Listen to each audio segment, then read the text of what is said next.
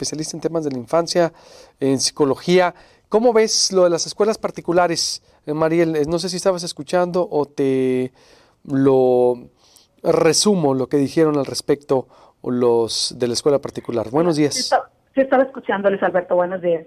¿Cómo ves esta situación? Buenos días. Mira, antes que nada, Luis Alberto, de referirme a tu auditorio, quiero mencionarles que mi trabajo en gestión educativa, gestión escolar, sobre eso es mi doctorado, ¿no? Ya tengo 20 años trabajando en instituciones educativas, por eso me atreví a formar parte del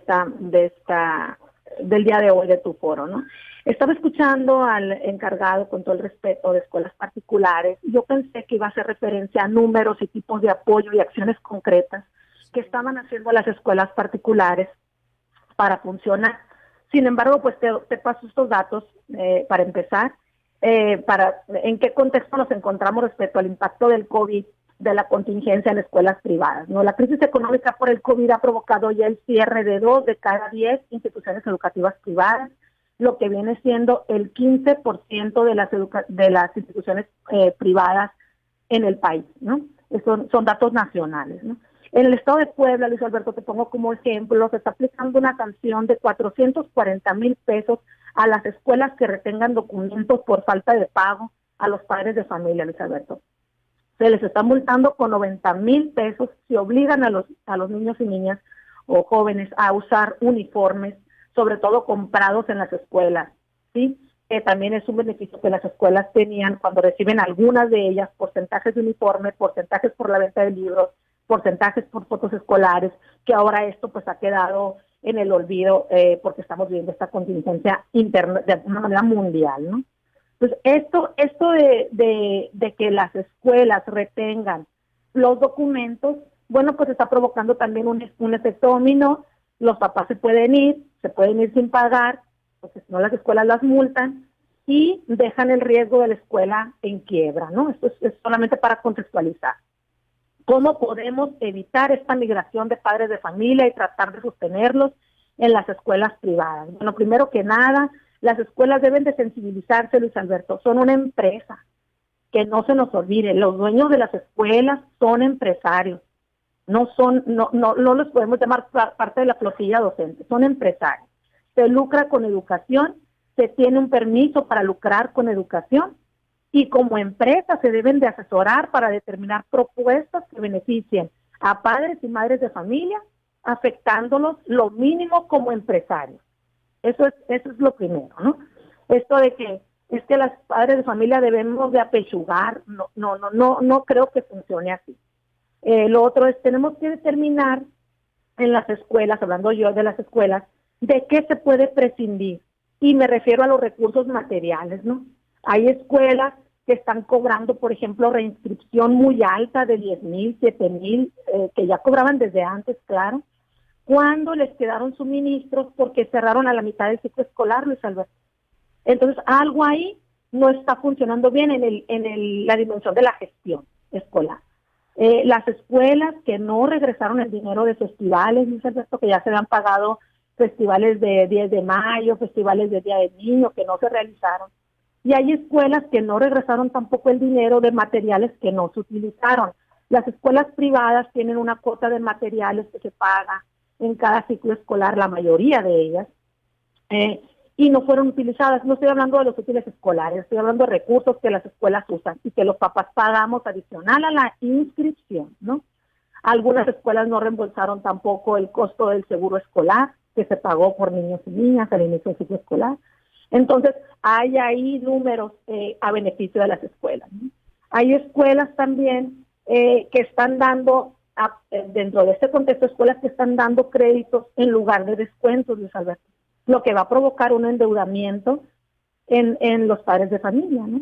Porque no todos los padres de familia pueden cambiar a sus hijos o hijas de escuela. Hay muchos de ellos que están en escuelas de educación especial, educación especializada, o que sus hijos o hijas o jóvenes necesitan un modelo muy específico para poder procesar la información de lo que están aprendiendo. O sea, no se trata nada más de decir saco a mi hijo y lo llevo a otro lugar, ¿no? Los padres de familia se sumaron entonces en un movimiento solidario, escuela por escuela, haciendo cartas, solicitudes a los directivos de las escuelas para que se replanteara esta parte de la inscripción, que se les descontara, o que se les bajara la colegiatura en lo que duraba la contingencia, ¿sí? En muchas escuelas pasó en el colegio irlandés, pasó en el colegio William Shakespeare, pasó en el TEC de Monterrey, etcétera, ¿no? Tuvieron, los papás se involucraron, se juntaron, hicieron este movimiento, ¿no? Todavía no es un movimiento, hablo estatal o de todo Hermosillo, sino que por escuela. ¿Qué obtuvieron los padres de familia, Luis Alberto, con estas cartas pidiendo apoyo solidario a las escuelas? Pues algunos obtuvieron el 20% de descuento en inscripciones, algunos no contestaron, algunas escuelas no contestaron esas cartas. Algunos, Luis Alberto, decían, te doy el 15%, pero si tienes beca de la SEP, ya no te lo doy. O sea, los condicionaron. O si tienes, pero si pagas pronto, el descuento de pronto pago que te dan de 5 o 10%, no te lo aplico, pero te doy el 15%. Entonces condicionaron esos porcentajes, algunas otras no, ¿sí? Hay algunas otras escuelas, Luis Alberto, que me sorprendió a mí la respuesta, que en el primer párrafo ponían, ustedes sabían cuánto costaba esta escuela y a dónde metían a sus hijos. Totalmente incongruente con la situación que estamos viviendo, Luis Alberto, esa respuesta. ¿Por qué? Porque la economía de una familia en el mes de enero, febrero, no fue la economía de una familia en abril, marzo, mayo, junio. Cerraron restaurantes, hay padres microempresarios, mamás que trabajan con que les dan bonos, por ejemplo, y les dejaron de dar bonos, ¿sí? Entonces, hay escuelas que contestaron de esa manera tan negativa, y te lo digo porque yo me tocó leer ese escrito de un colegio que está aquí en el norte de la ciudad. Lo otro es que las escuelas están, algunas de ellas, que es algo que yo pienso que podrían prescindir o podrían hacer ajustes, enviando... No se están sensibilizando. Pues, Luis Alberto, la lista de los útiles escolares, copiaron y pegaron muchas escuelas, se los digo respetuosamente, porque yo siempre estoy a favor de las escuelas y de los docentes, porque no me dedico a otra cosa. Pero aquí tenemos que ser muy honestos y tenemos que ser solidarios con la situación. La lista de útiles escolares parece que pegaron y copiaron las del ciclo escolar pasado, cuando sabemos que muchas familias van a carecer ya de esos recursos. Deben de fomentar, Luis Alberto, el reuso y reciclaje de libros. ¿Sí? De decir, bueno, a ver, los de quinto que se pasen a cuarto y los de cuarto que se los donen a tercero, en lo que pasa esta contingencia. O sea, no tienen por qué estrenar libros si no es fundamental y prioritario, si los libros no se los acabaron, Luis Alberto. Los libros no se los acabaron porque las escuelas, cuando cerraron y empezaron el trabajo en línea, se tomaron su tiempo para entregar esos libros a los estudiantes, regresarlos, y los alumnos tenían esas páginas en blanco. Esos libros pueden servir a los del ciclo anterior, pero no, están pidiendo libros nuevos, libros que tienen códigos que se dan de alta en internet y que no los podemos reciclar por esas razones, ¿no? En muchas escuelas, no te estoy hablando de poquitas, ¿no? Entonces, eso es algo que las escuelas podrían replantearse, y yo pienso que con esos gestos, tanto de los útiles como de los libros, los papás pondrían las cosas en una balanza. Oye, no me estás bajando tanto la colegiatura, pero estás considerando estos puntos que son importantes también. Hay otras formas de ver el dinero en las familias, ¿no? Ahora, ¿por qué solidarizarse? Aquí te vale, Alberto. Las familias van a empezar a usar empezaron a usar a partir de febrero, su propio internet en casa, ¿no? Están usando su luz, su aire acondicionado, lo van a empezar a partir de agosto, cuando empiecen en línea, día completo el aire acondicionado en sus casas, no el de las escuelas, ¿no? Las familias, muchas de ellas invirtieron en dispositivos móviles porque tienen más de un hijo o hija. Entonces antes, si tenías una computadora en tu casa familiar, pues ahora necesitaste de otros 2 dispositivos, computadoras o similares, para que tus otros hijos se conecten en línea al mismo tiempo.